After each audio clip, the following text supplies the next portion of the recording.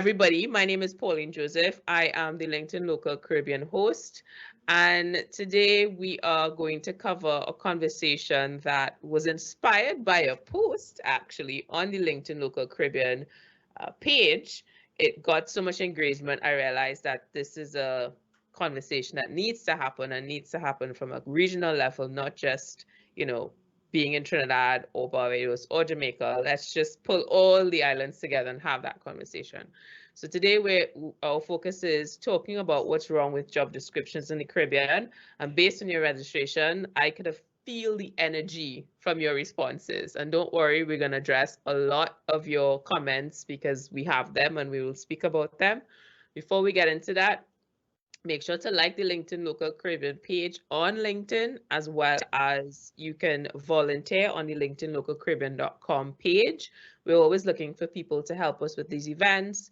It is a lot of work, but it's always an opportunity to have a learning curve in the technical space, as well as connecting with people. This LinkedIn Local community has expanded my network and helped my business. I can't even tell you how much, quadruple fold. So there is a benefit in joining the community, so feel free to do so. And you can also blog if you are a employee. So not an employee, sorry. If you are a business owner, entrepreneur and looking to expand your network, you can actually blog on the LinkedInLocalCaribbean.com page.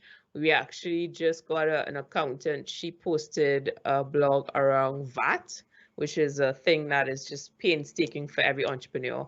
And she got the highest amount of views last month. So it's an opportunity for you. There's no cost but your time. All right, so let's get into it. We have a lot of folks coming into the session right now, and we want to talk about job descriptions.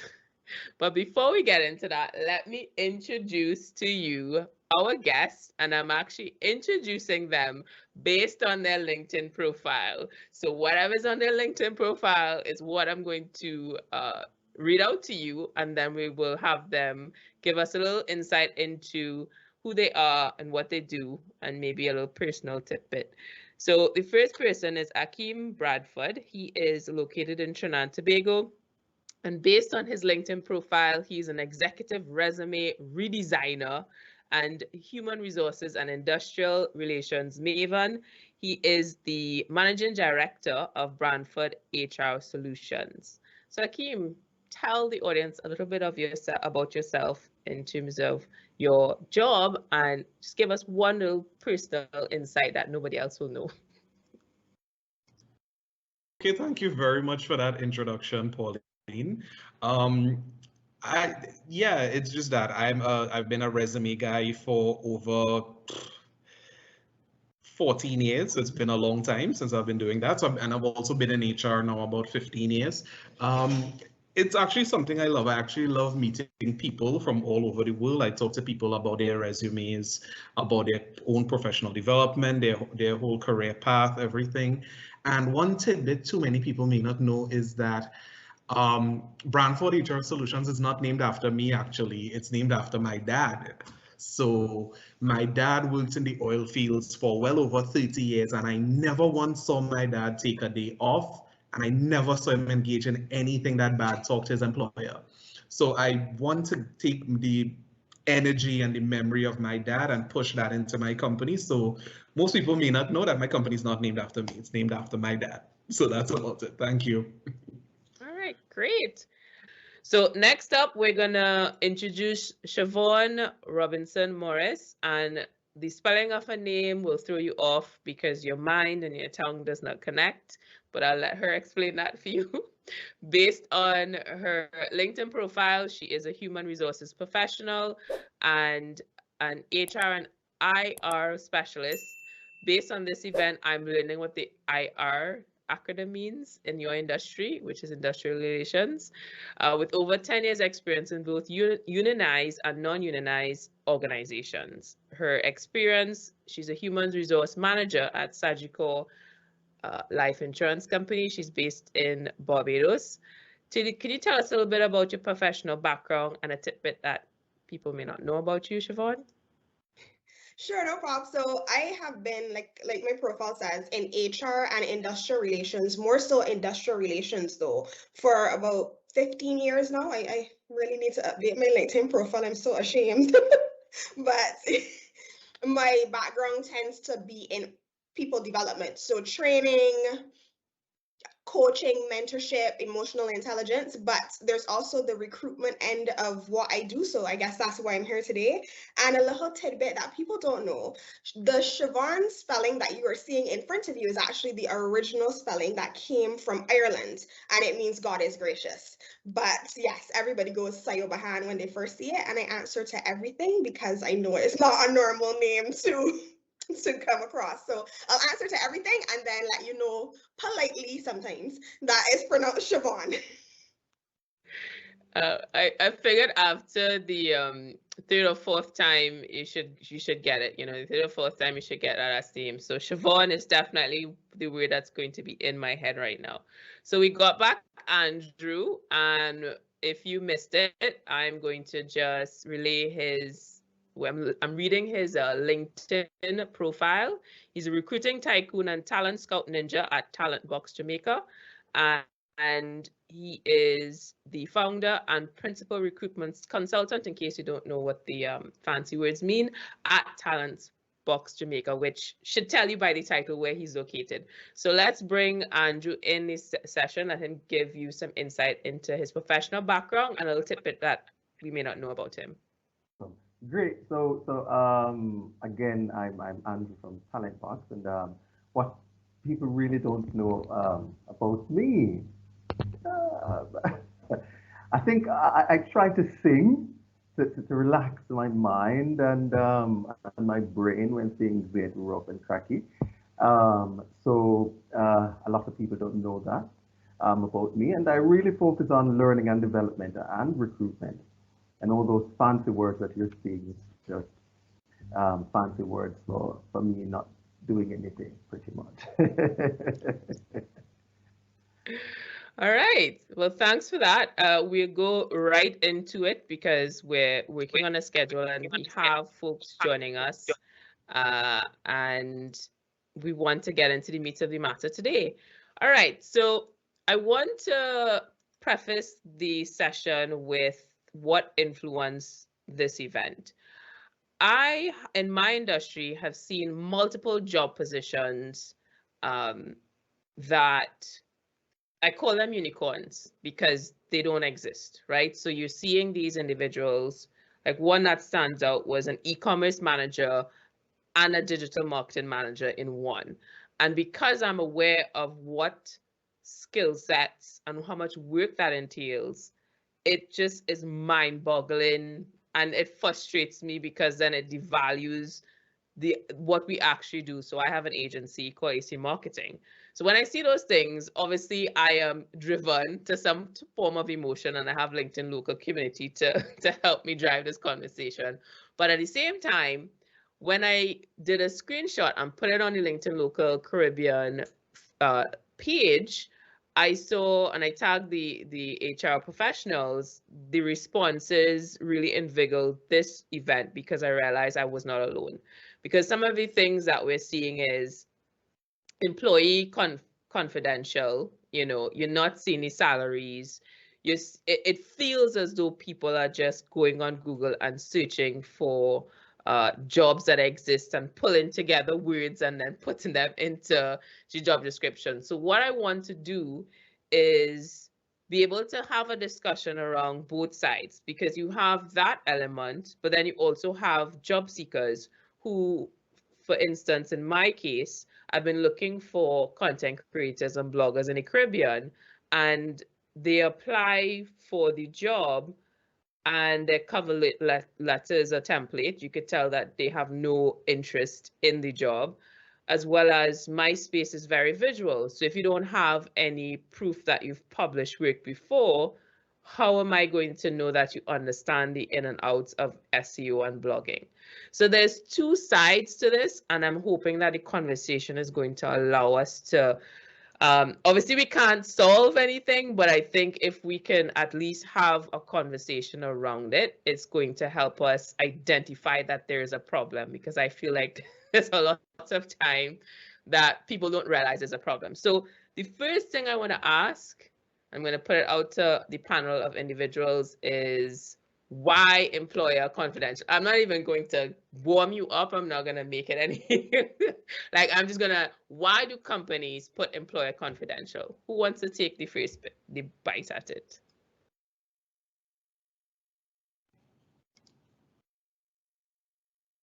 I'll take the first bite at it if you're hearing me. Yeah. Right, I'll take the first bite at it. At the end of the day, it's something that I personally and professionally do not endorse. I don't endorse it at all. However, a part of me can slightly understand why companies do it. Now, what often occurs, because the job market is difficult and the competition is through the roof, what happens is people try very weird, innovative ways to find out things about companies. So if a company puts out a vacancy and the name of the company is there, then it's easy to find out who the head of HR is. It's easy to find out who the recruiting person is and try to get in with that person, as we say in Trinidad. Some companies decide to do the employer confidential thing so that they aren't bombarded with calls, they aren't bombarded with emails, and they aren't bombarded with unnecessary questioning, because let's keep it real, people don't read. So things that would be in the ad, someone will call, what's the name of the position you're hiring? And it's literally the first thing on top. So a part of me understands where a company may decide, let's go employer confidential, so we won't be bombarded by the calls. However, you can't, my dad used to say, you can do what you want, but not for how long you want. So of course, people are going to find out who the company is anyway, right? There are ways where you can find out things anyway. So of course, it's not something that I endorse. I fully endorse anything that is transparent, honest, fully ethical, and that type of advertising can be deemed to be not ethical, so I don't stand behind it. But as I said, a part of me, the non-HR side of me, understands why why companies do it. I'm just gonna jump in here behind Akeem and say, you know, like, I don't know about Trinidad and Jamaica, but Barbados is this big, right? Right. So even if you said employer confidential, but you say what industry you're in or something, like, we ain't stupid. We can do the process of deduction and figure out who it is. But I have to say that I agree with you. People really don't read. We never do employer confidential, for example, at the company that I work for. And it specifically says to go onto our portal and create a profile and do this. And I get emails to my email address. And then the problem comes where you may get left out because that's not the way that we were recruiting.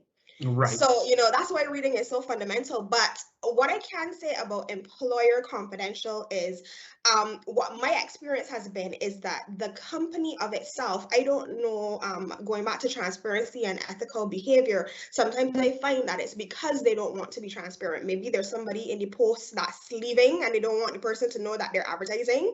It may be that the person is on there, let's say leaving. My first leaving was a nice leaving. My second leaving will be not a nice leaving, you know? So the person has no clue that they're on the chopping block and they're already advertising. I've actually never found it to be a transparent and ethical thing that we do in the Caribbean. So for me, as an HR professional, just like you said, Akeem, I don't subscribe to that because most of the time there's something nefarious behind it and people kind of pick that up.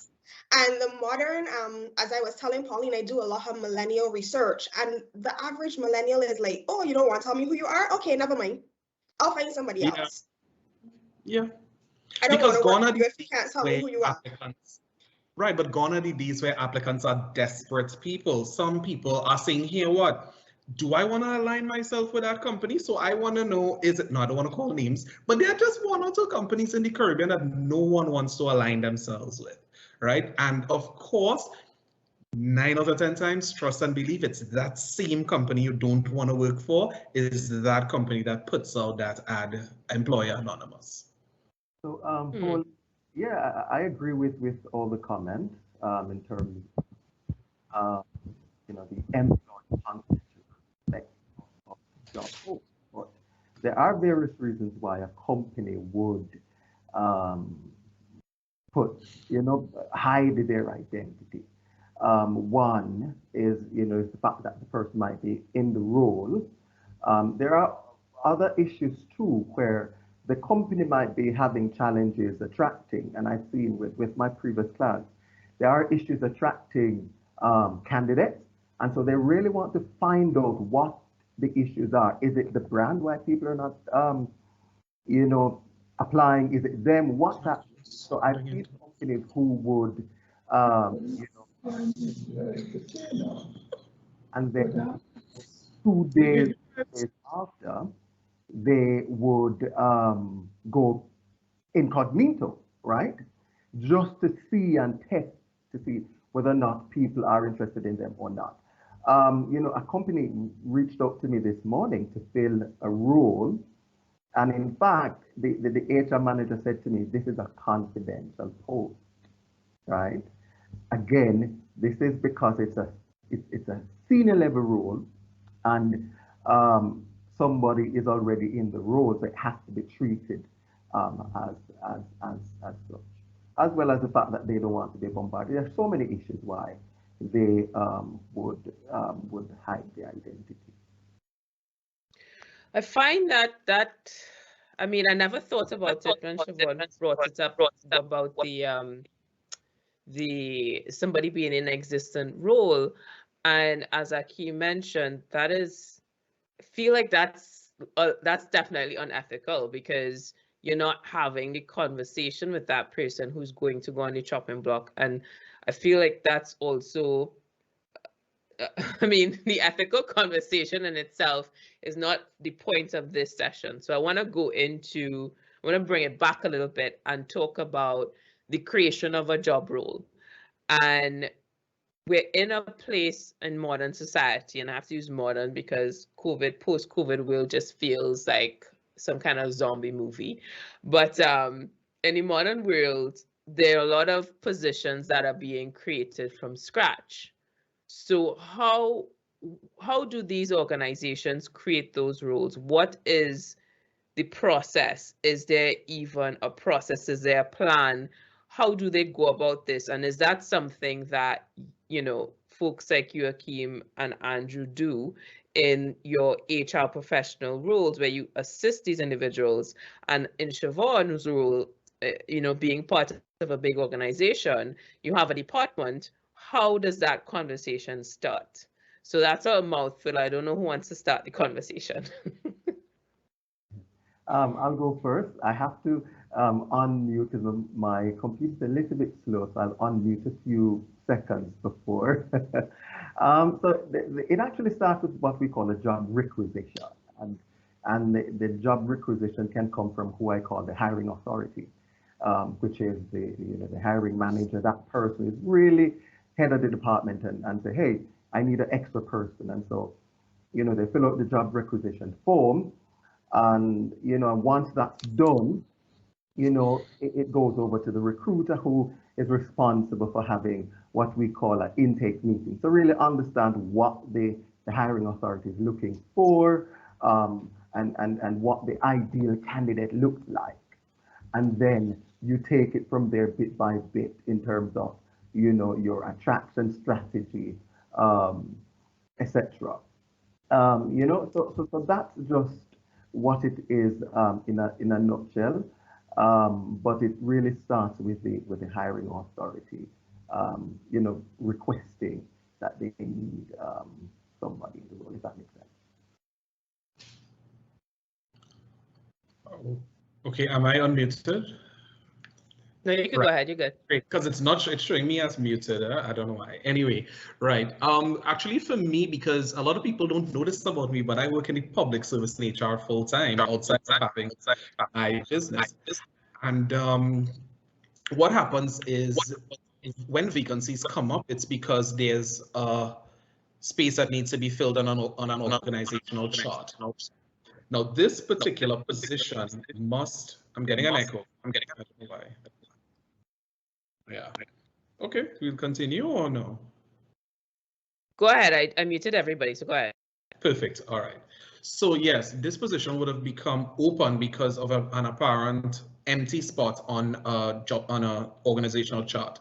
This spot may become available due to retrenchment, termination, retirement, end of contract, attrition. There are many reasons why a position may become vacant. However, it must form a part of the greater system, right? So a position doesn't just come up where, okay, I'm just feeling for an accountant or I'm just feeling we need it. No, it must be a structured part of a organizational chart, mainly, and HR people not too good at this. We can admit this is our weakness. We don't talk money too well, right? But cost is very important. Okay, we cost a role as part of the cost of a department. So of course, if there's a vacancy for an accountant, there is a cost attached to that vacancy. And there is a cost to recruitment also. So I'm going to talk money too much because HR people get scared when we go down the road of money, but I'll keep it on what you said, which is that, you know, the vacancies come up because of a spot on the organizational chart. right, so That money jumping in. conversation is definitely happening, by the way. We will come to that after Akeem, because that's happening. Siobhan and Andrew's here, they don't know it, but it's happening. But go ahead, Siobhan, carry on. Feel hoodwinked. Anyhow, so unlike Akeem, I have been on both sides. So we do, from a organizational perspective, tend to have persons filling roles that already exist. But in a previous lifetime, I aging myself, right? In a previous lifetime, I worked with a company who was pulling new roles. And what happened is the person who was hiring for that role, so the hiring manager, kind of did what you said, went on Google, I looked for digital coordinator and took maybe 5 or 6 different things that he saw on Google and kind of dumped them. It was like a Google dump into a document and said, okay, this is what I want. And when I looked at it, I was like, okay, for all of you who are Barbadian on the call, it looks like a cobbler pot. So it was really like a oil dung and everything all in one space. And it had things that when I really thought about it, I couldn't understand what they were doing for the role. So then as the HR person working with him, I needed to push back to say, okay, what in this role is this person doing on a day-to-day basis? What does their job look like and what do you want them to do? And then we had to kind of go through and pull out the ones that didn't make any sense, and even things like, oh, I want this person to be a team player, but they're the only person working with you. What team are they on? This is a one-man sport. This is not a team sport right here. So how is that going to be beneficial to you? But I guess in his view of looking strategically to the future, there may have been a bigger team and he wanted that to be in the job description.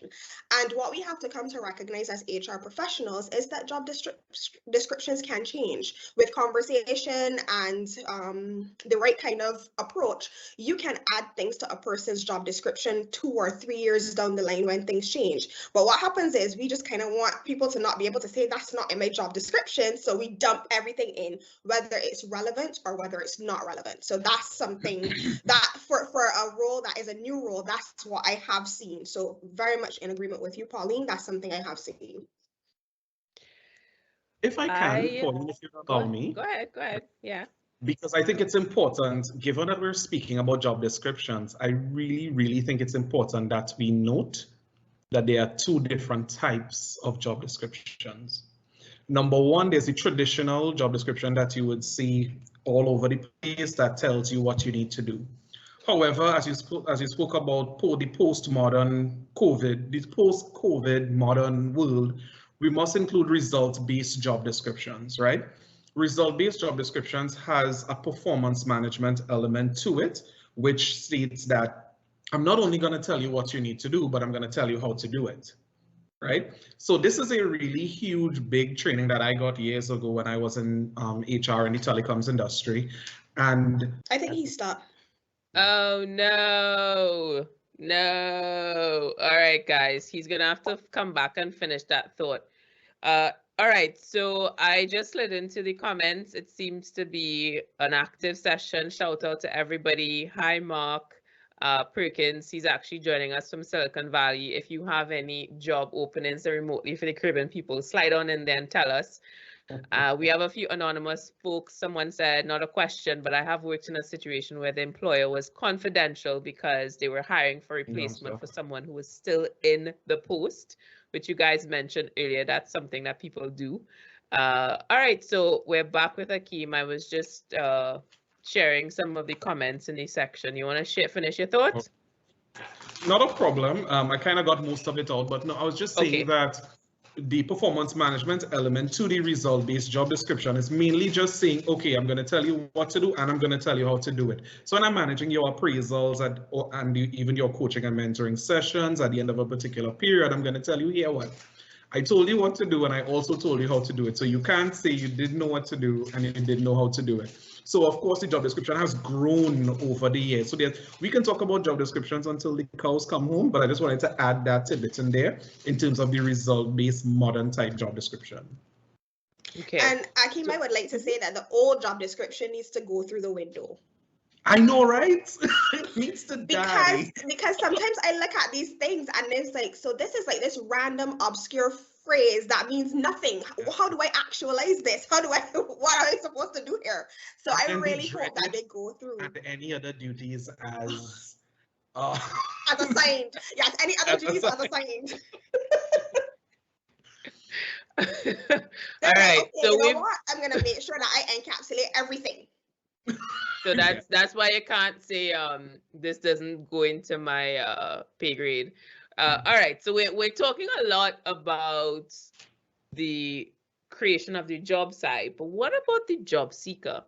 Because as someone who was, in search of a job previously, a lot of my jobs, and I'm going to be frank, outside of the ones that I had in like the UK, came from somebody I know, right? And we do live in that world where the connectivity, sometimes the job description is just there for show, right?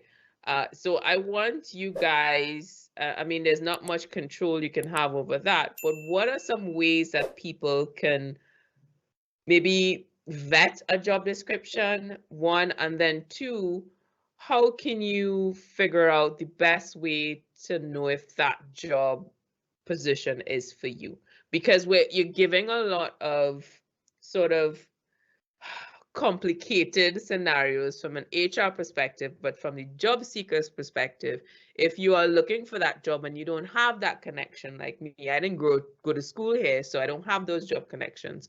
What do you do to get those connections, one, and two, make sure that you're vetting the job description, that it's not wasting your time? Pauline, are you hearing me?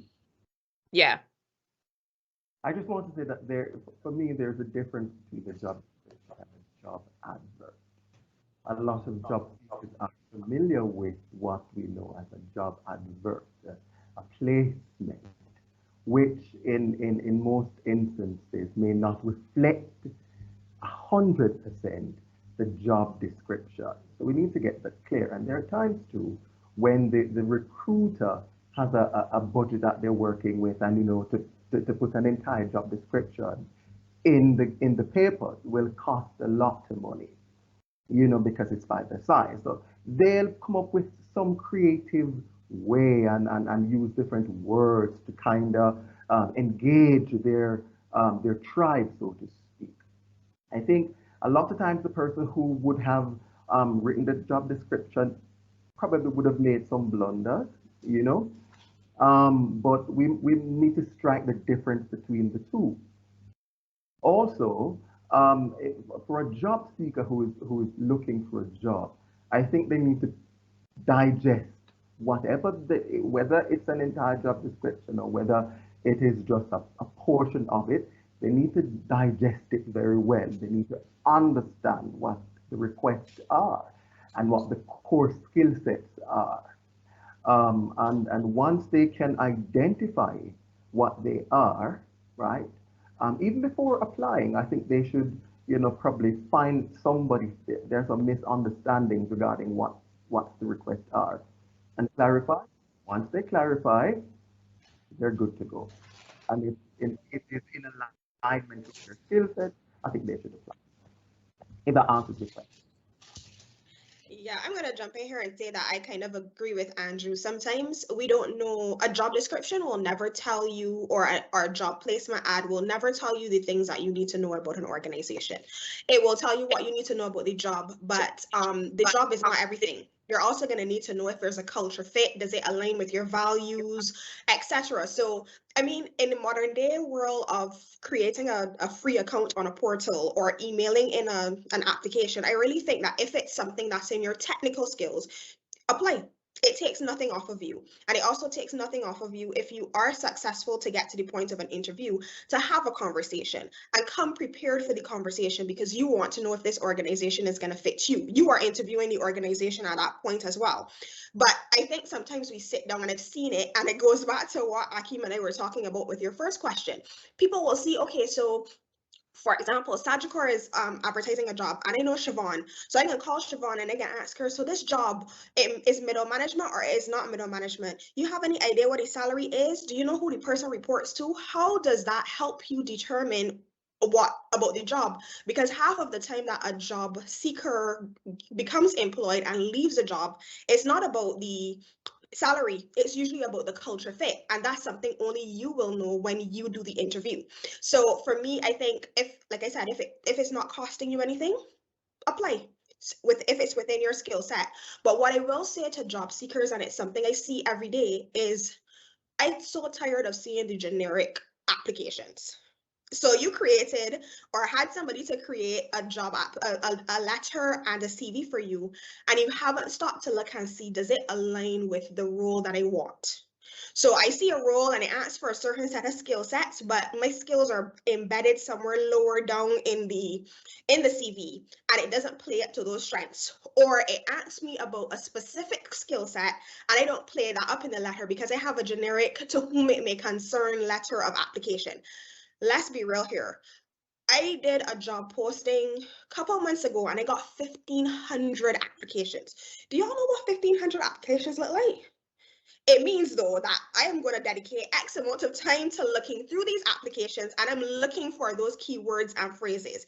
And there are even some employers that have software that pulls out those keywords and phrases. So if you have not tailored your CV and your letter to the post that you're applying to, you, who may be a perfectly great candidate, gets overlooked, because in this generic thing that I'm reading, nothing excites me. Nothing compels me to want to have a conversation with you. So those would be my 2 points to job seekers.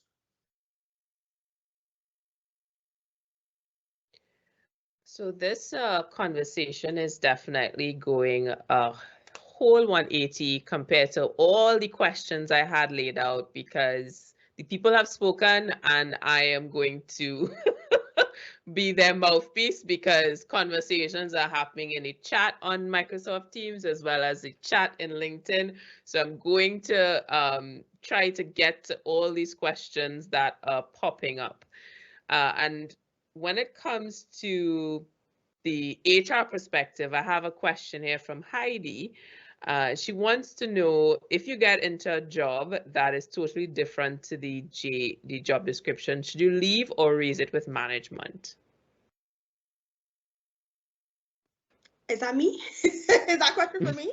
I am always about transparent and forthright conversations. So my suggestion would be, if the job is extremely different from what was outlined to you and what you signed on to, I would have a conversation first. I wouldn't just leave, because again, as Andrew indicated, sometimes people make missteps in job descriptions, or as things change, or as for example, I may have decided to hire a position and then the business is not quite ready for the direction we were going, and we have some hiccups before we get into the meat of the matter. So a conversation is always important, but knowing your audience and knowing the way to approach things is also important.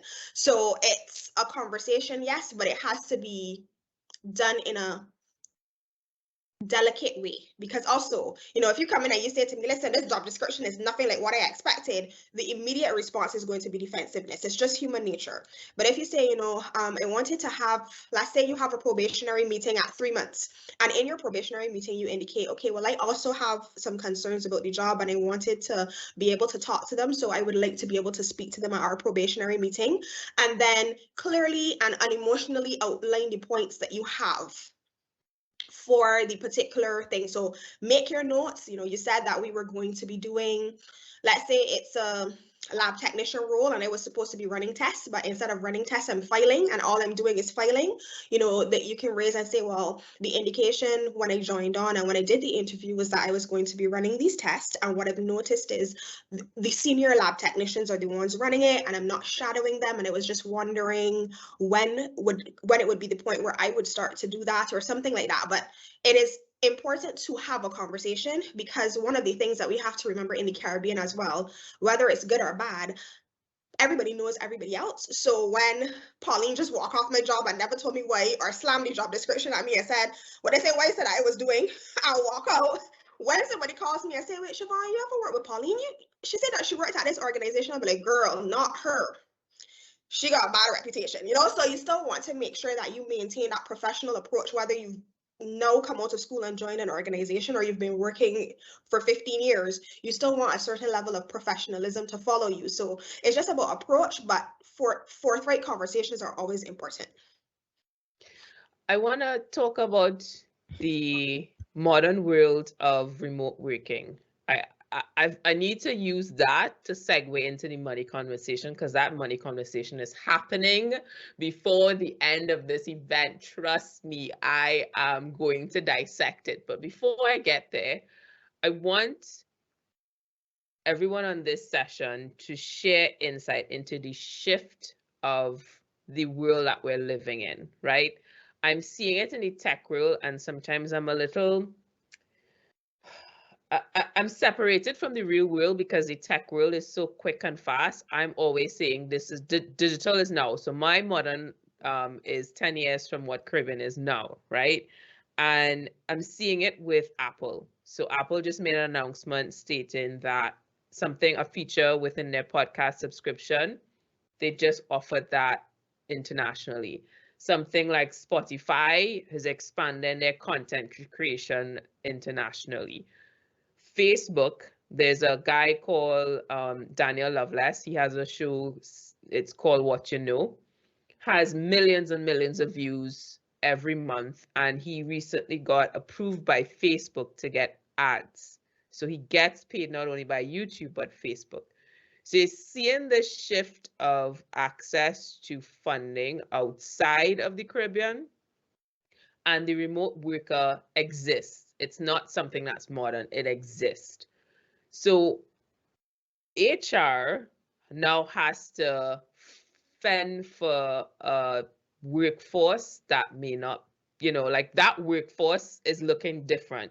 How is HR going to connect to that workforce to say, come work for me in this desk job? What is happening there?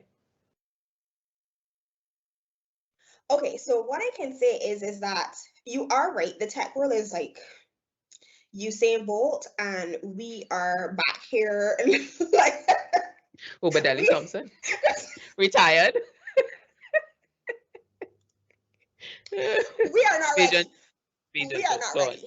Yes, it's true, but we aren't ready. The truth of the matter is actually one of the trends I've been noticing is for our businesses that have physical spaces, we are actually seeing in Barbados a move to go back into those physical spaces. And I think it has to do with management and where the age group of what our management team tends to look like.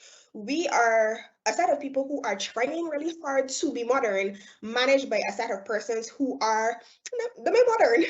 So, they're still of that old guard where for people to be productive, I either have to see them or I have to encroach upon their personal space and call them outside of working hours because the home and what else they could be doing, right? And who call and expect to get you 24/7 regardless. So for some people, we really are not where the tech industry is. But what I can say is this. my organization has been in a work from home, remote work type of environment for over a year now. And it kind of caused HR persons to be very creative in how they engage, how we onboarded persons who started in that remote work, and how it didn't so much change how we advertised, but it changed how we recruited. Because obviously before, you would come into a physical space for an interview at 10 or 11 or 12, and now we have really embraced Zoom and Microsoft Teams to do those interviews.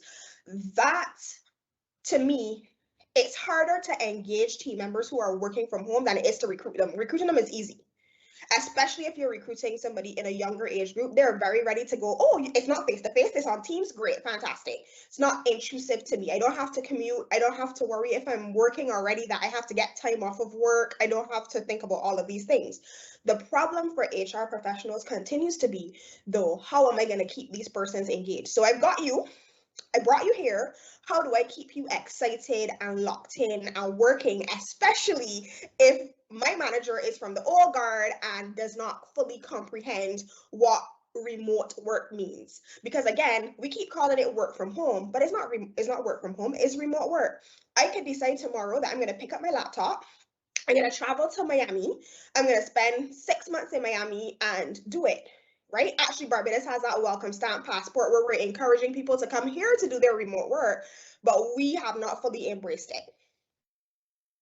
And I saw an article online the other day where most millennials and Gen Z are actually leaving jobs where persons are requiring them to come back into work.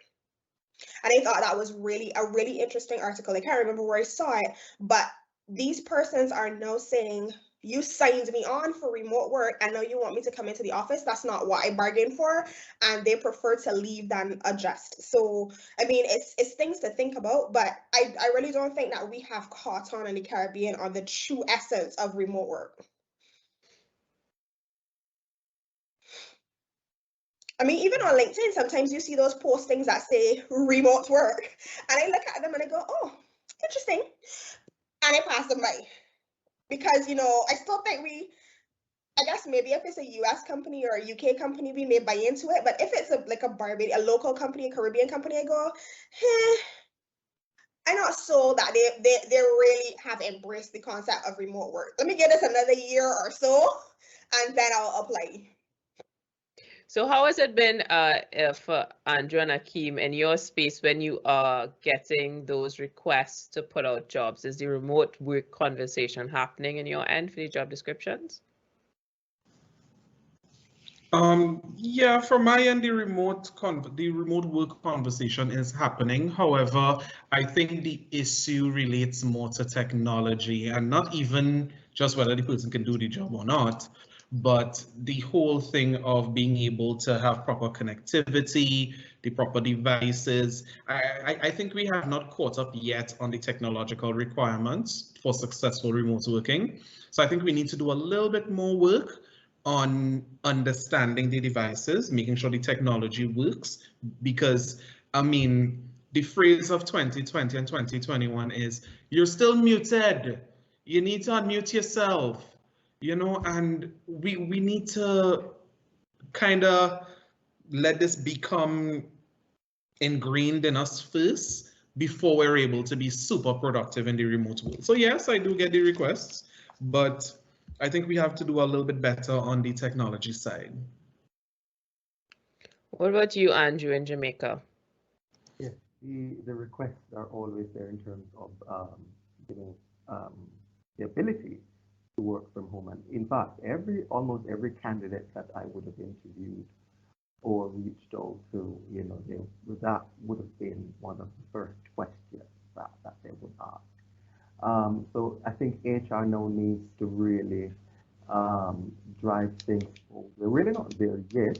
There are still a lot of challenges as it relates to engagement, etc. And really just keeping people engaged while they're at home or wherever they are.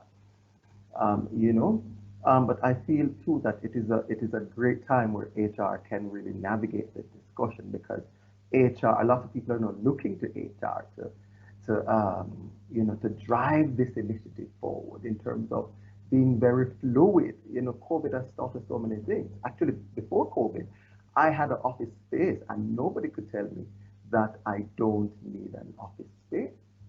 And I was convinced, it was COVID that actually convinced me that I don't need one. You know, so really it's an opportune time for HR practitioners to really lead the charge in terms of a very fluid business model. And I think it gives us a great opportunity to really showcase our value and how we understand and fit into the overall corporate and business objective of the business, the strategic vision and objective, if that makes sense. I find it interesting that Akeem mentioned the technology side of it, right? Because my business has been from inception, because I didn't start off with no funding or anything, right? But I worked at Microsoft, hence this Microsoft Teams meetings, guys. I'm biased. It is what it is. But that exposed me to a technology that basically cost me $5 US a month to get access to like, when I say it's crazy amount of technology for $5, it's insane. What I have experienced though, when you have these bigger organizations, there's no conversation happening between the IT and the HR. It's usually the IT job to get the HR up and running, but the HR doesn't want to learn about the IT capabilities. And I'm going to share a story and hope that you guys can have some take on it. So one of my bloggers, you know, she's like, I want to get a full-time job, no problem. So she put me down as a reference. And I got a call a couple of weeks later. The person was calling me at 8 o'clock in the morning during COVID times. So sorry, I didn't answer my phone before 10. And it like literally got like 5 missed calls. Eventually I answered the phone and the person was doing a reference for her and wanted to find out how she was. And I responded, yes, you know, she was great. She actually went beyond what was supposed to be done. And she's like, so how did she clock in? And when she said that, I didn't understand. It took me a while to figure out what she was asking me. And I said, we're a remote company, so everything is online. And I gave her a deadline and she met the deadlines all the time. There was no, so she's like, so did she check in on time? I was just like, what do you mean? It took a while for me to figure it out.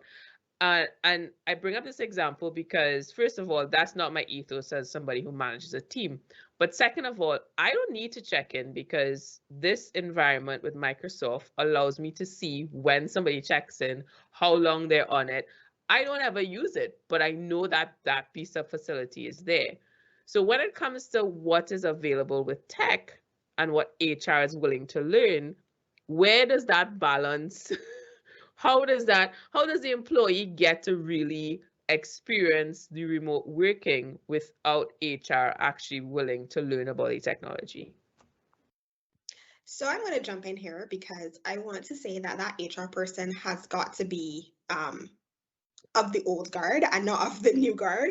But to be very honest, I don't think it's that HR doesn't embrace the technology, because a lot of companies actually now have a check-in system online and so on. I think the problem goes back to, as I said, that old guard that thinks that you have to be physically present in a space to be productive. So yes, so let's go to your example and say she was a person who clocked in and clocked out, and she could clock in on time, even in a physical space, but was she being productive?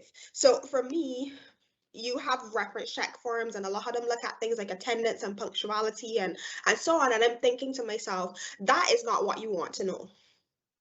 And that goes back to even when we talked about the job description and putting in these phrases that don't mean anything. What you really want to know is, how does the person perform?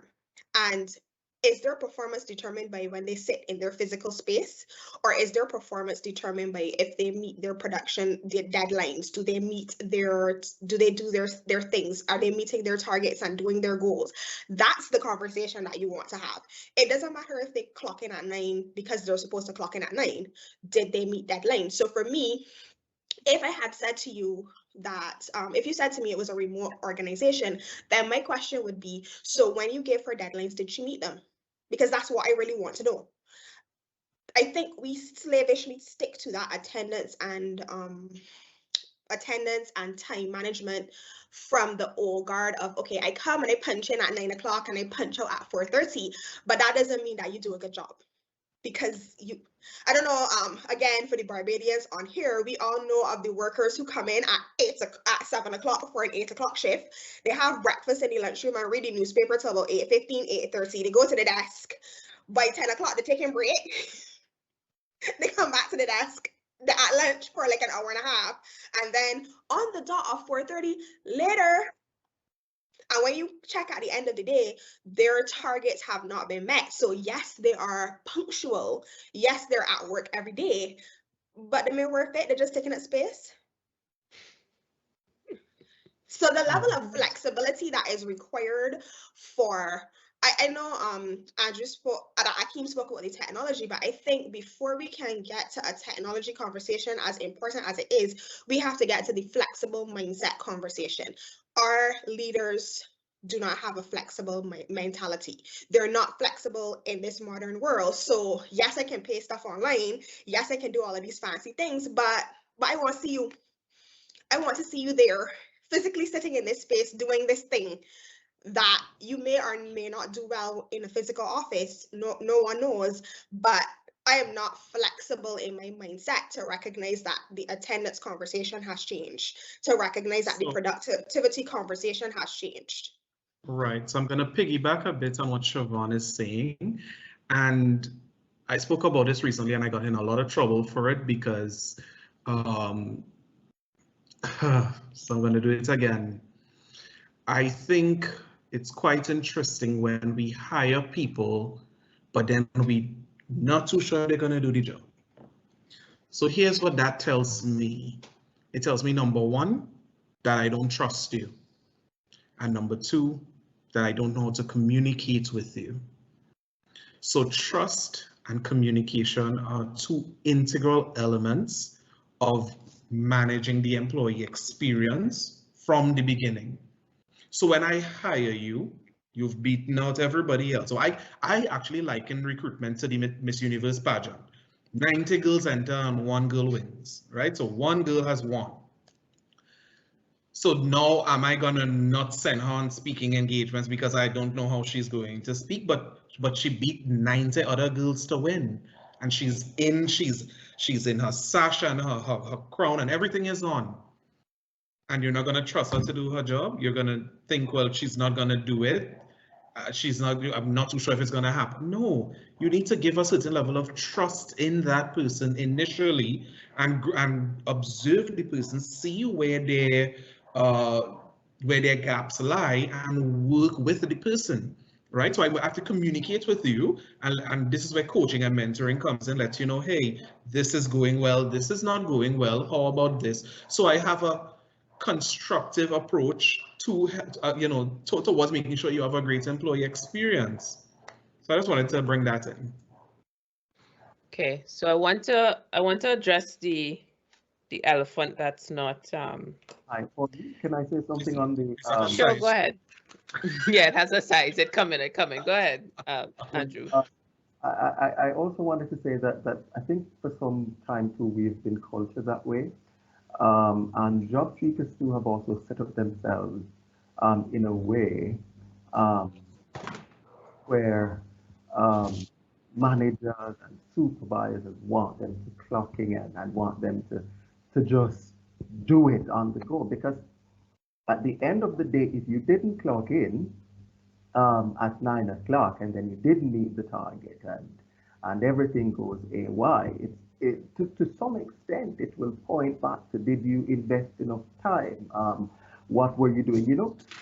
So it's a deeper conversation that we must have, and the mindset must change from the business owner's perspective in terms of allowing leverage and freedom, but also the job seeker need to show up responsible. They need to understand and allow themselves to be trusted. And as it relates to the IT and HR, I think sometimes we operate by yourself. We're so independent. We believe that we're independent of each other. So you find HR operating in silos, and you find everybody doing their own thing. So it's really just being so for the betterment of the organization. Thanks for that, Andrew. So we're going to shift the conversation now because we have 30 more minutes, and I feel like between this, the money conversation and the Q&A, we're gonna. Akeem was a little concerned that an hour and a half was too much. It's not enough. So let's talk about money, right? It's something that I find it so interesting in hindsight because I can look back at it now, but what you don't get in the majority of job descriptions across the Caribbean, because I sign up for newsletters, for the alerts on the Caribbean job sites, and you never, ever, ever see the amount of money that you're going to get paid. And in the context of the world we're living in now, Facebook is telling you, okay, we're going to pay you this amount of US per views. YouTube is saying we're going to give you this amount once you have this amount of subscribers.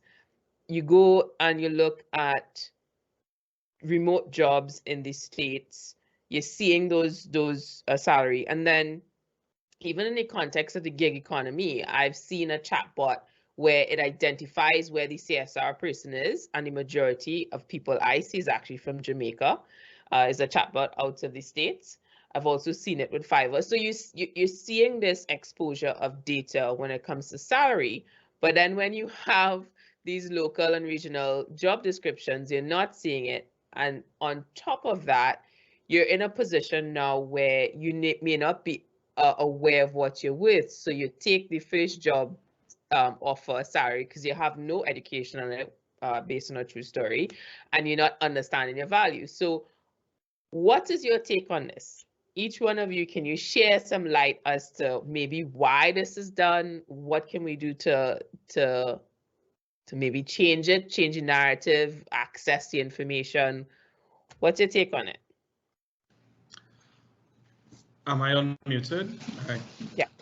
My take on it, wow.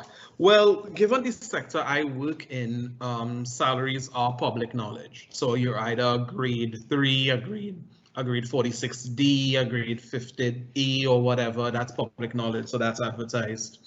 But what I think, though, is that the vacancy adverts from the private sector may be shy to place their salaries out there because, quite frankly, salaries have never been public knowledge, and it's not necessarily supposed to be. The previous iteration of HR, which was called personnel administration, really dealt with confidentiality and privacy of employees' information. So I know for me, I don't want my salary advertised in the paper. Not because I'm ashamed of it or anything like that, but safety, dude. I don't want people to know how much money I'm making. No, that is not cool. However, I can understand the mind of a job seeker that wants to know, okay, this job is paying 5,000, my current job pays me 4,000, I want to go after that. Or if my current job pays me 7,000, I don't need to apply for that because that's a step down. I can understand that. But the power of negotiation helps, because I have seen where I'm the HR manager, I'm interviewing people, and I'm seeing where I know this is a $7,000 job, but that person interviews so good and they have so much experience, and I know they could bring plenty to the table, and I'm gonna up it to 10 because I want that candidate. If I advertise 7 and hire somebody for 10, I could lose my job. So of course, if I hide the salary, right, and I go after top talent, now that's me, that's a progressive HR mind. We also have a very regressive HR mind that will say, you know what, the interview was 1 o'clock, she showed up at 12:30, she was dressed well, she was over eager, and then the big D word comes in there, desperation. So we know she's unemployed and we're gonna pay her the bare minimum. So that happens as well. So it's a larger conversation that needs to be had. Do we state what it is at the risk of not attracting top talent, or do we state what it is for the benefit of job seekers who don't want to be desperate? So you see the larger conversation that happens there. So that is why most people And sorry to say it, my HR people were scaredy cats. We would just not do it. All right, jumping in there behind Akeem, I will say this.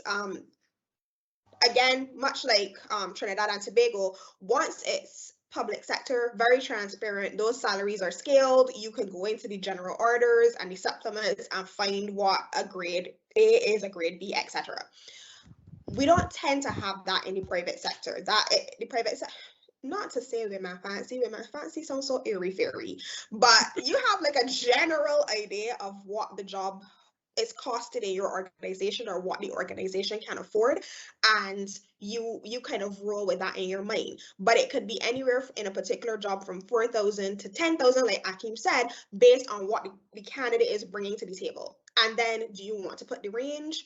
Do you not want to put the range? It becomes so dicey that I think people tend to shy away from it. What I don't like though, so I can understand why you wouldn't do it, but what I don't like is when people get to the interview and you don't at least want to share that range with them in the conversation, because it's a conversation. It's not printed anywhere. It's not anything based on your conversation with the individual. You could price it. You could say, well, it's going to be somewhere in the range of X, and do it by a year, because by the time the candidate gets out of the room, they can't remember how to divide it by what it was to divide it by 12 and so on. But transparency should be in the interview process, right?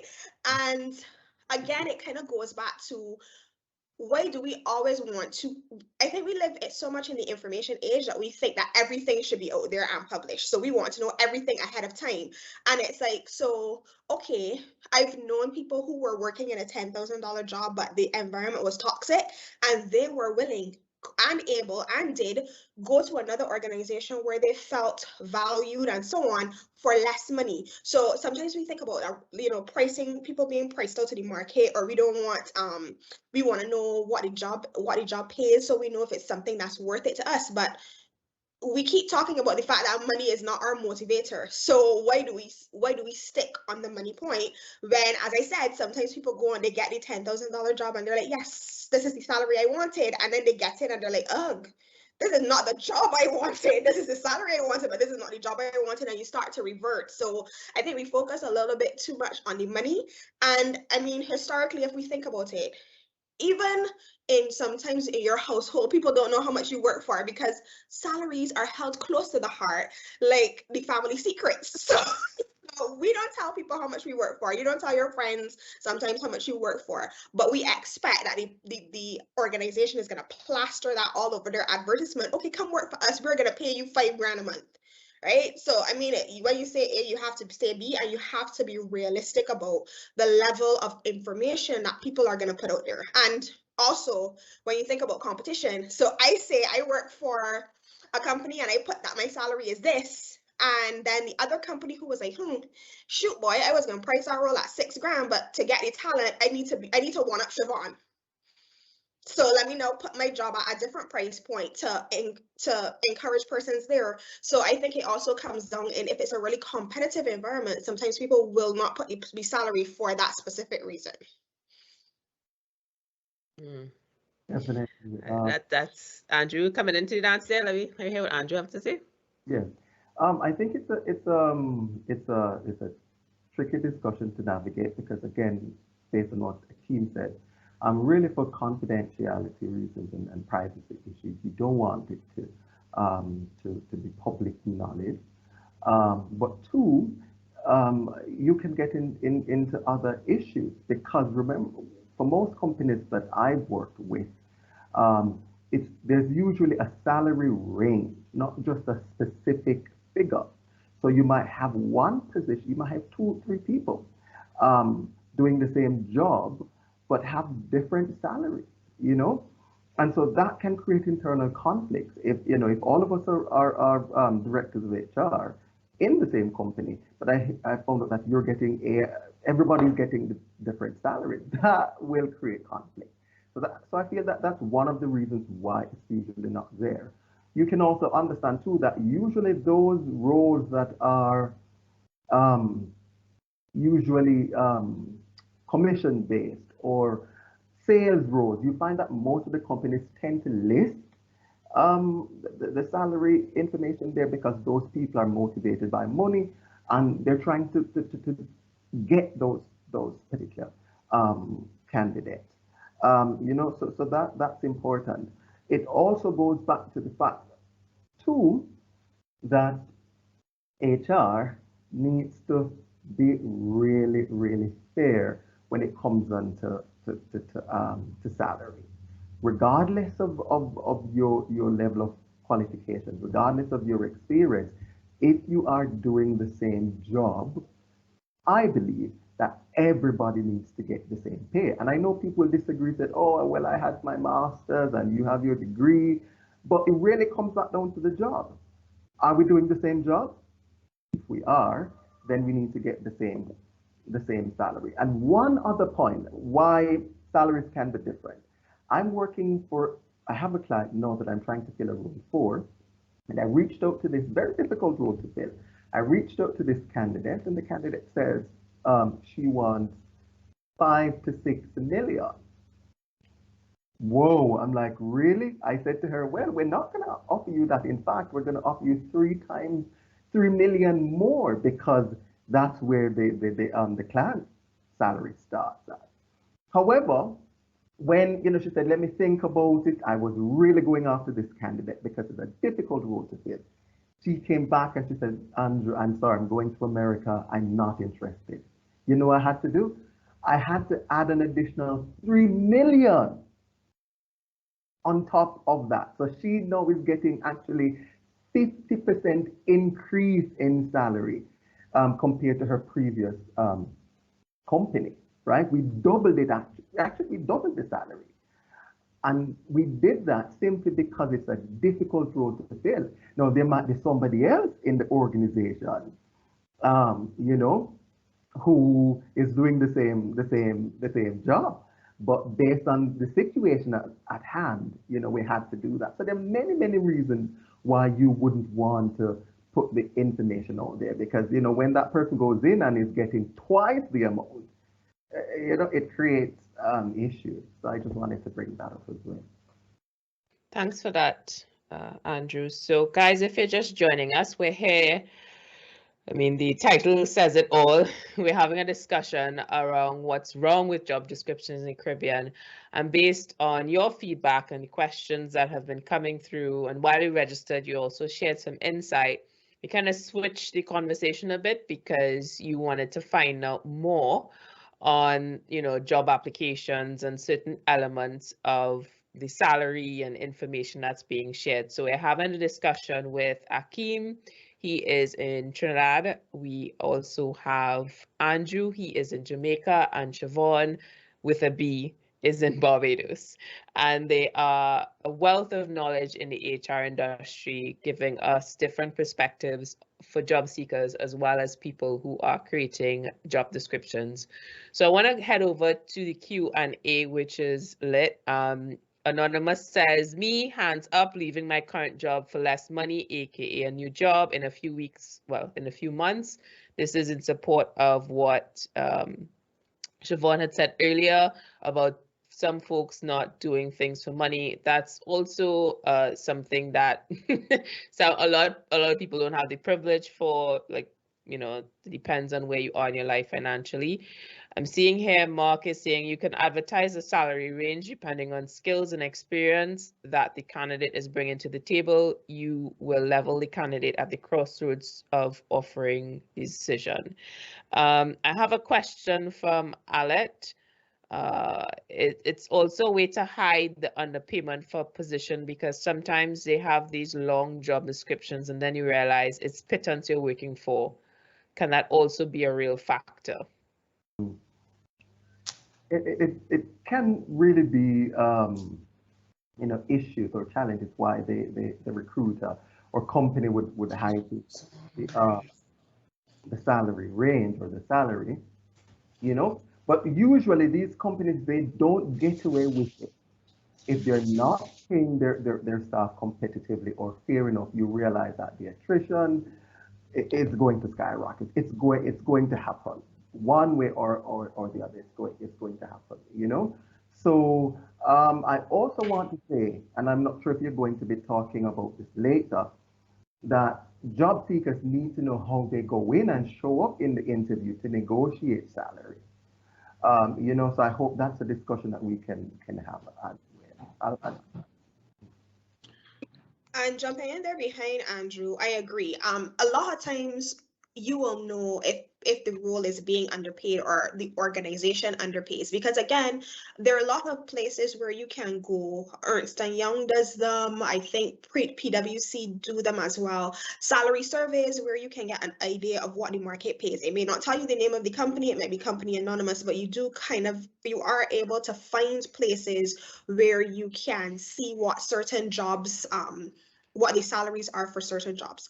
And again, I think it becomes a lot more important, like you said, Pauline, you have to start to understand what you are worth and how you're pricing yourself. So, I mean, let's take it outside of the job seeker thing. I have a pet peeve. So I have somebody who's coming to my house to do something, or I'm asking somebody to freight something for me, and they tell me, oh, give me what you think that I deserve. Pardon? What does that mean? I don't know what that means. So if I suppose I believe that what you've done today is only worth $5. That's clearly not what you're thinking. So we talk about organizations hiding things, but I think as a people, a collective people, we have to get comfortable with the money conversation. What am I worth? I am not willing to accept less than. So when you ask me, so what are your salary expectations? Get bold. I expect that based on what I'm bringing to the table, I am worth X amount of money, and this is what I'm expecting you to pay me. If you look at negotiations for salaries in the US and the UK, that's the expectation. I'm not waiting on you to price me. I know what my price is. So if when I say that to you, that scares you, you're not the organization for me. And I want people to get out of the mindset to think that you have to get to a certain level of your career to do that. No. What you have to do is price yourself realistically.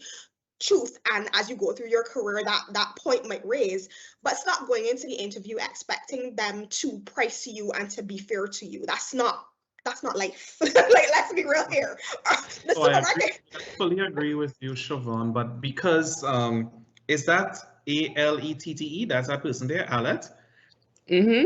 I know exactly what she's speaking about, and I had this conversation recently where I said that at the end of the day now, it's an employer's market, right? It is an employer's market. Employers are now able to get the best bang for their buck. So they have most amount of work done for the cheapest cost possible. Now, this gave rise to a very interesting phenomenon that I have a lot of personal views on, but this virtual assistant thing that everybody is doing, right?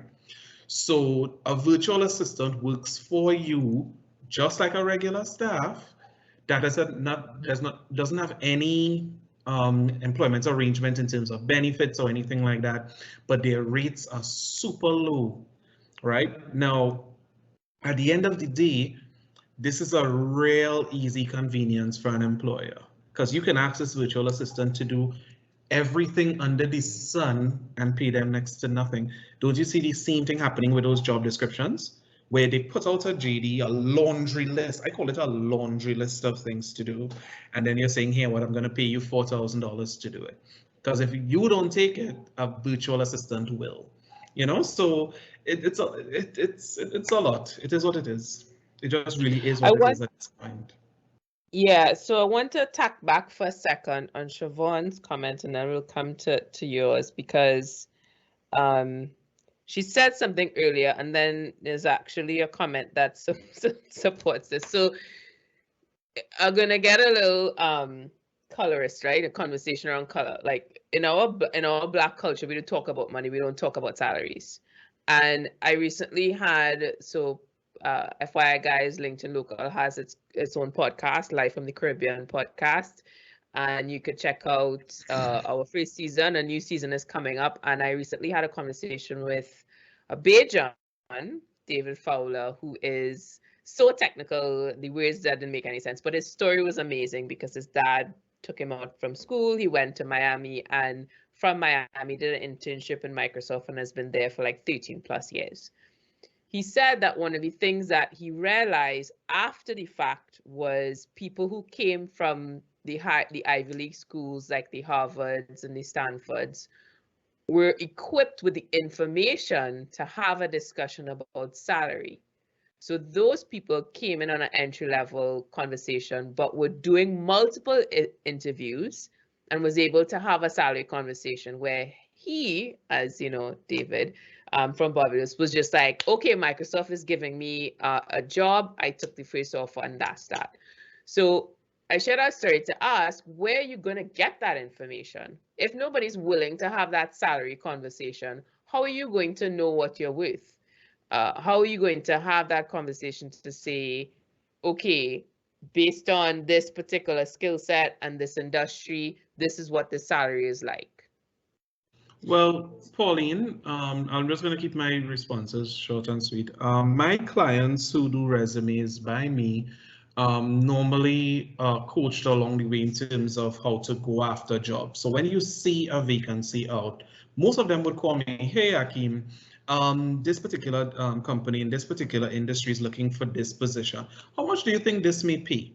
Right? So of course, as part of your preparation towards responding to a vacancy and possibly going towards an interview, you should have a good modern job seeker, should have some sort of idea of what this position may pay. If you walk into a company with no idea of what the position may pay, that shows a lack of preparation on your part.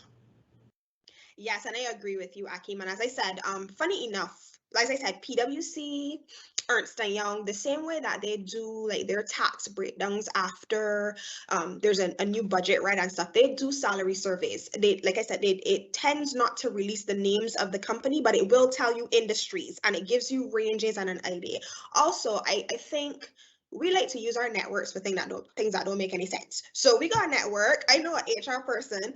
Girl, Ryan, how much a CSR in your organization makes? Just one range. You don't need to tell me an exact figure. And you ask people those questions, or somebody works somewhere and you ask a question and you start to understand what the industry pays, and then you look at again, you're in a current role. So I make $4,000. I am not moving for less than $4,000 is your starting point, because for you that may not make sense. You're looking to be mobile, you're looking to move up. And then you determine what you are worth. So based on, again, things like what the industry does, what people tell you, and what you're worth, then you start to do those things. A lot of times we have, because you know the word of today is tribe. A lot of times we have tribes that are not beneficial to us. That's the truth.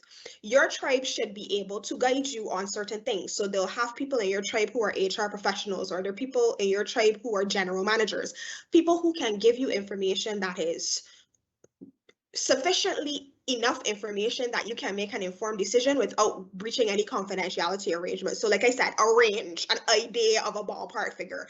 And that's where you build out what you are worth and what you want to be paid.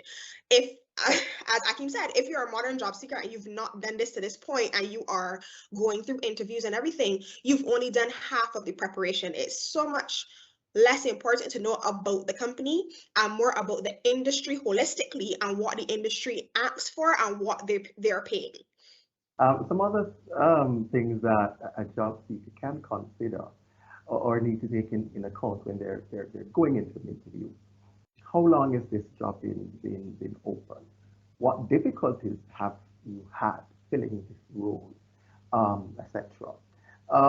Like a role that I was trying to fill a few weeks ago, we needed somebody with a CBV, a Chartered Business Valuator certification. And here in Jamaica, only 6. And well, to my knowledge, and the 6 of them know each other, right?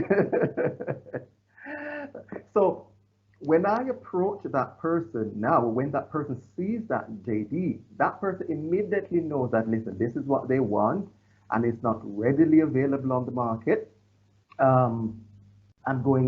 This is my op. And pretty much sometimes, depending on what the client wants in terms of skill sets and experience, the job seeker has the upper hand, but the job seeker must do the research, Pretty much if the company is hiring, is trying to fill a role for quite some time, it means that they're having difficulty, and it gives you a little bit of leverage too when you're in the interview.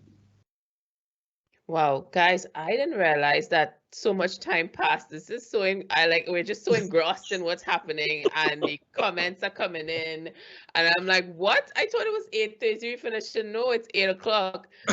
So we might go a little over time because all is still pumping in the Q&A section. Are you guys okay with that? Just like about 10 more minutes, yeah? Yeah, that's fine for me. Okay, so agreed in the comments to Siobhan, because I didn't know that you can go to PwC and get information, and the person also says, I always wondered where to get the salary information. Salary surveys here. PwC has them. In Trinidad here, you can go to, now it's a pretty penny, yeah? You could go to HRC for something like that, Human Resources as consultants, yeah. A lot of those agencies have them.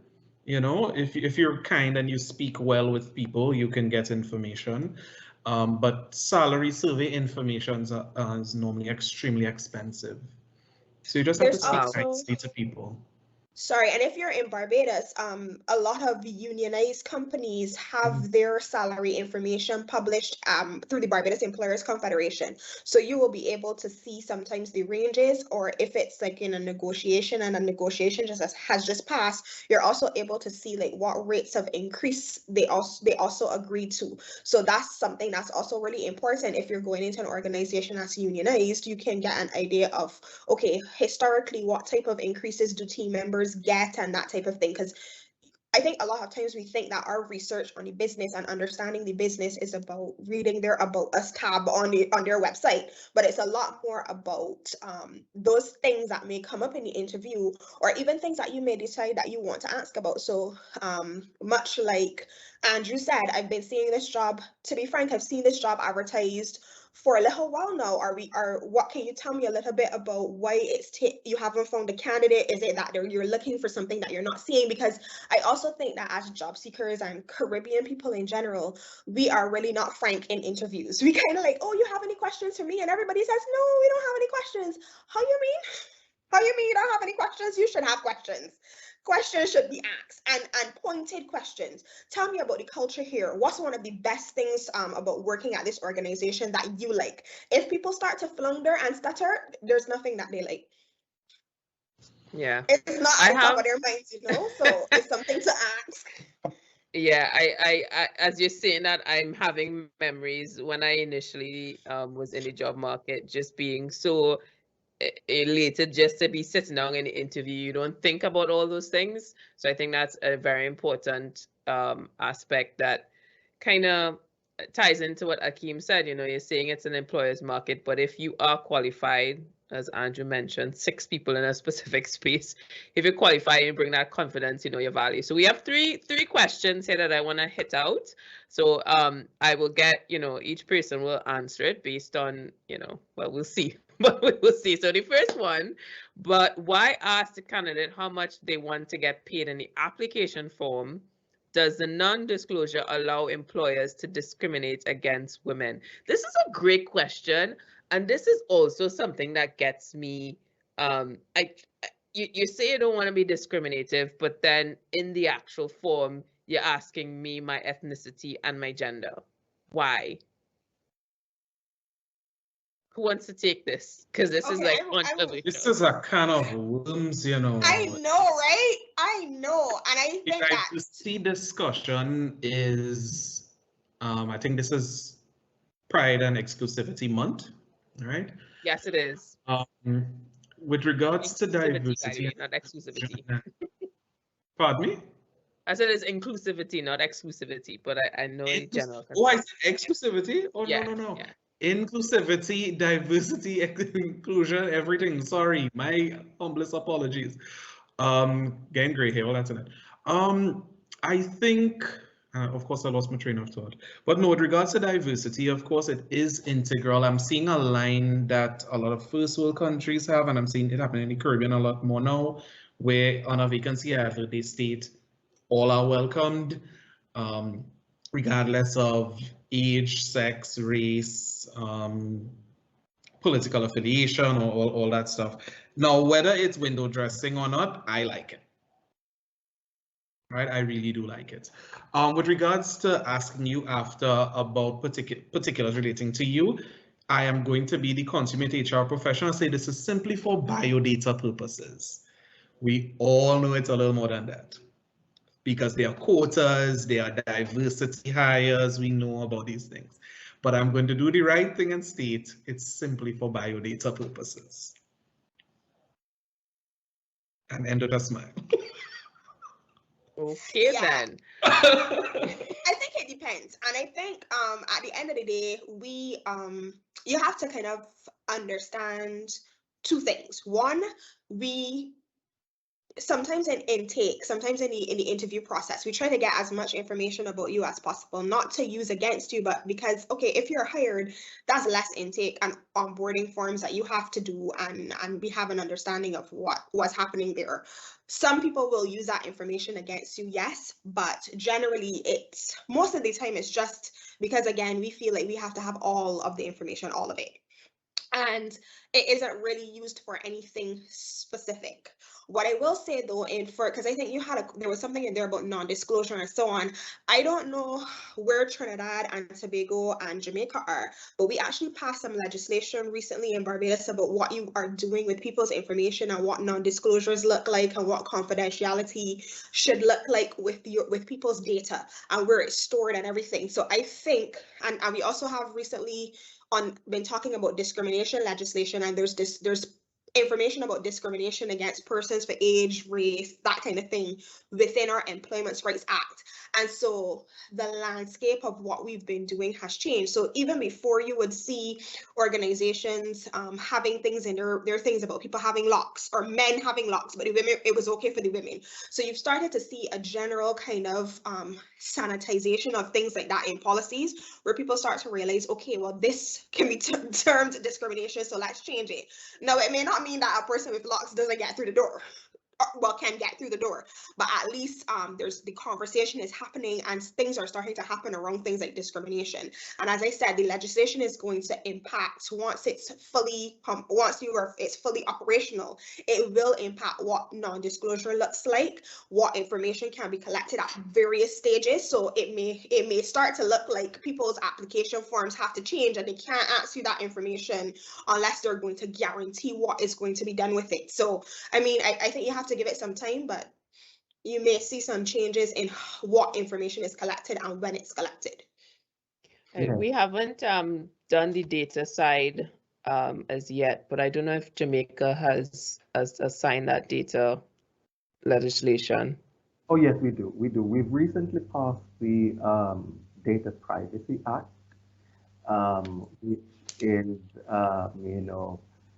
throwing everybody all over the place, because companies now have to really, really protect employees' data, which gives way for a new role. I've seen a lot of companies now hiring what they call data privacy specialists, just somebody who's there to ensure that these information are protected. Because companies can be sued if their employees' information get out there and then things happen. But what I wanted to talk about too is there are times when we have what we call these unconscious biases as recruiters, as HR practitioners, and sometimes they find them they find their way right to the job advert, right in the job description. Sometimes too, we don't even know that we have these biases. And so it's very important that we manage all of these unconscious biases. We have in our head what this candidate looks like, what our ideal candidate look like.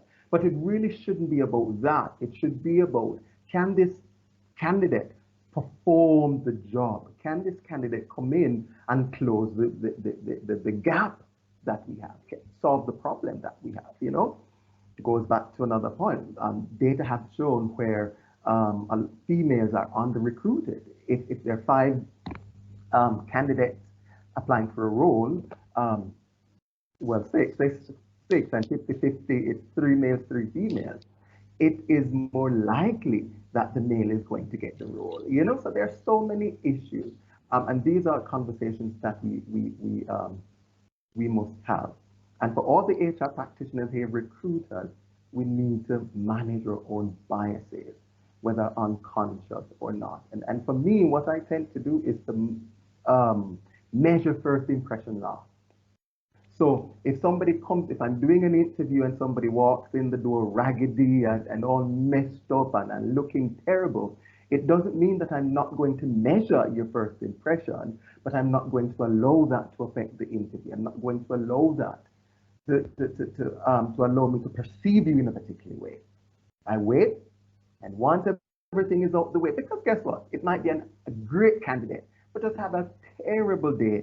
And sometimes, because we don't manage all these unconscious biases, we cross the candidate off the list, you know? So we have to manage all of these and show up much better.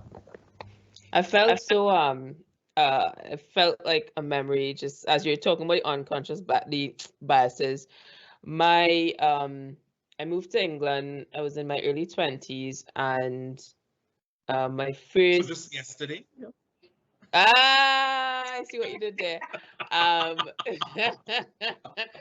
I had my interview and I was like an hour late. Like I could have cried as I sat down in the subway or the train or whatever you call it, because I was just like, and this is not going to work out. It was a job position in BMW in Park Lane, and I jumped on the wrong train. I couldn't figure it out.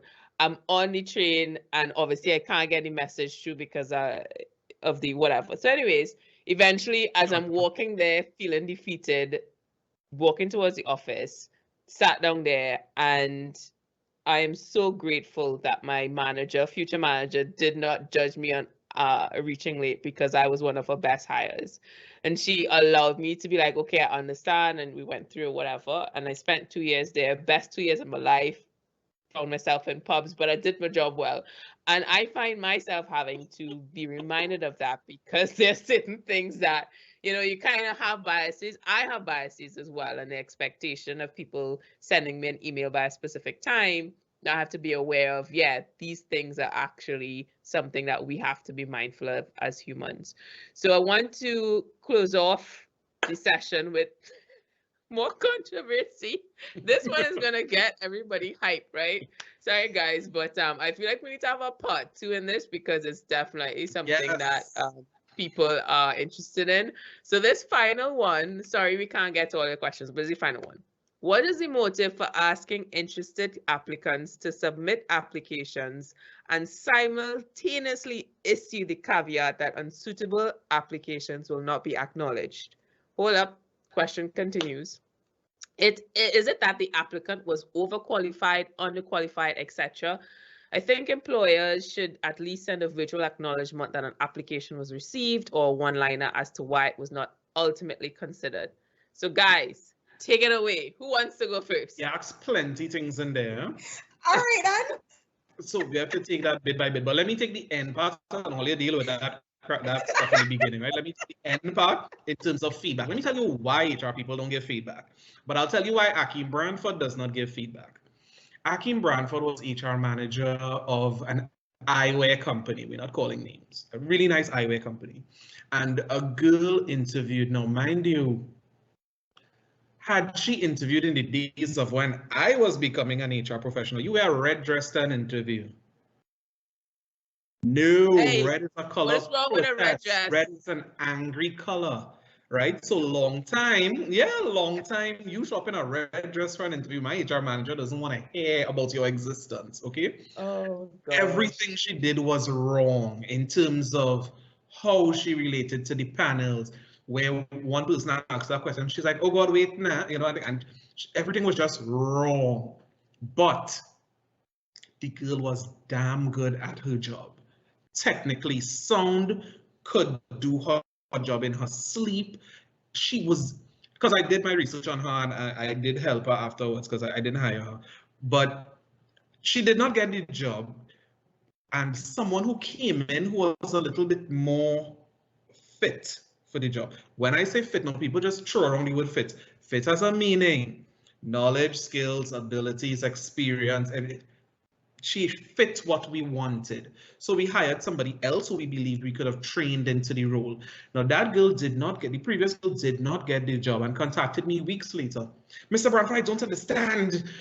How come I didn't get a job? And I said, do you really want my feedback? As in, do you think this is something you would take and grow and learn with? Or, because she approached me in a very aggressive manner. And when she came, I told her, I said, please understand the traditional environment. Gosh, I think he's sticking. Oh no, Akeem. It was so it was pumping. What happened? Okay. We're gonna have to, who wants to take the second part of the conversation because we lost him.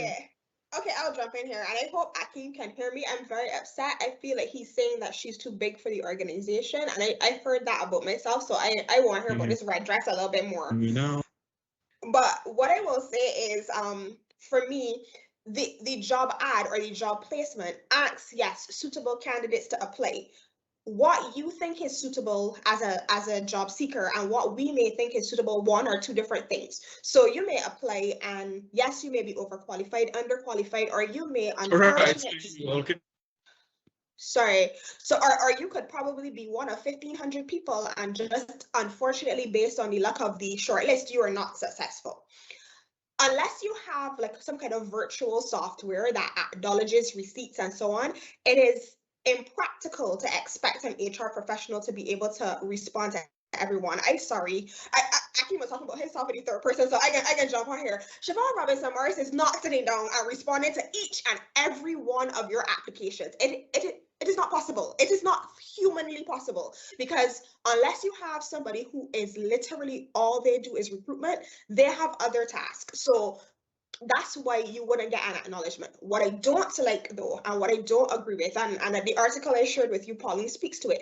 If you brought me in for an interview, I sat with you and I did an interview, whether it's a first or a second, have a little bit of manners and get back to me and let me know that I was not successful. It could be a generic email, I don't care, but you need to let me know something because I put on clothes, I got dressed and I turned up. And the least you can do is let me know that I wasn't successful.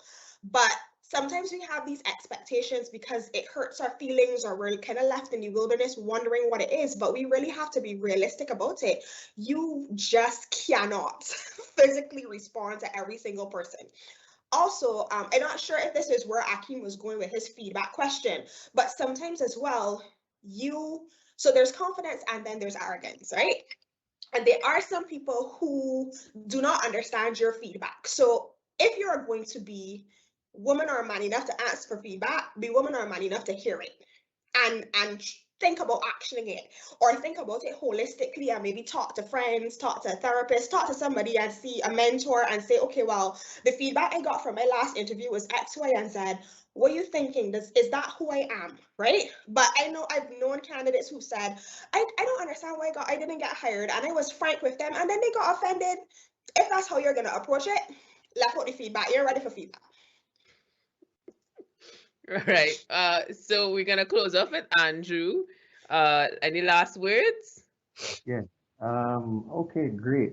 I just wanted to say too that for job descriptions, whether there might be HR here or recruiters, what the job description usually lack is what success looks like in the role. And many times when we put out an advert, we get so caught up in the must-haves. They must have this, 5 years experience with this, and 5 years experience with that.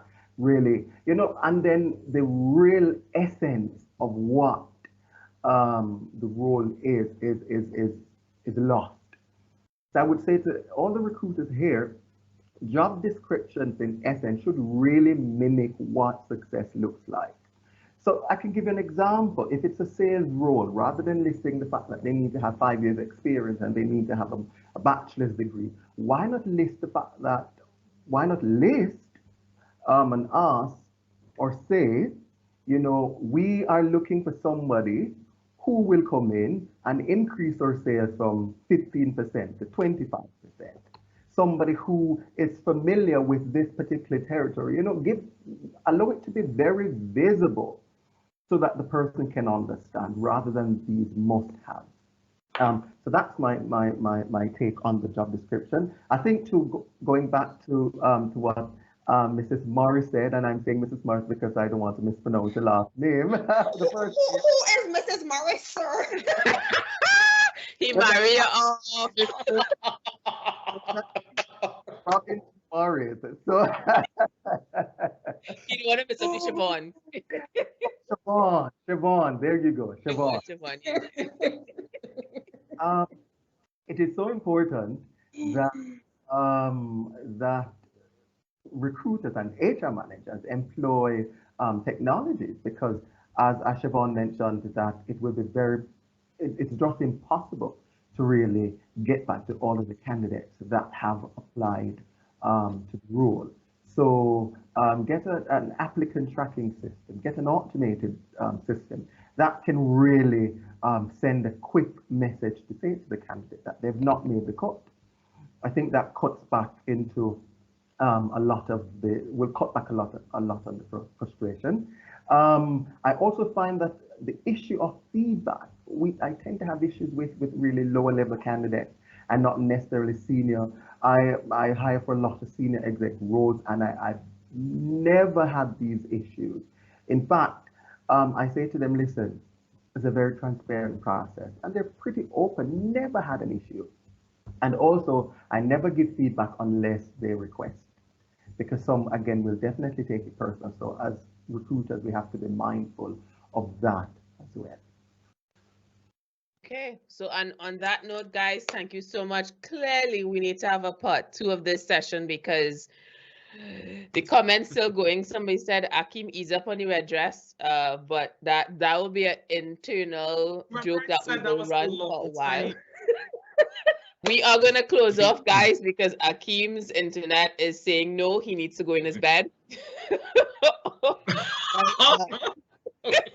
Thank you for everybody for showing up. If you want to extend this conversation, you could go to LinkedIn page. There's a chat forum. People are using that while we're using this. I know you have a lot of questions here still. I will beg these people to see if they'll give us some time, maybe next month or a couple months from now, we could revisit this. But thank you so much for attending. Don't forget to follow us on LinkedIn Local Caribbean on LinkedIn, as well as LinkedInLocalCaribbean.com. If you want to volunteer and be part of Behind the Session, shout out to Gloria, and she's the one who has been working on the technical side and moderating as well. These events are nothing without some form of help and assistance, as well as we try to tag people and network. So I'll put a post up tomorrow on our page and tag you. If you prefer not to be tagged or be noticed that you came to this event, that's okay. Let me know. We could untag you. I know how it goes. All right, guys, thank you so much. And we look out for the next event. Have a good one, guys. Bye. Bye.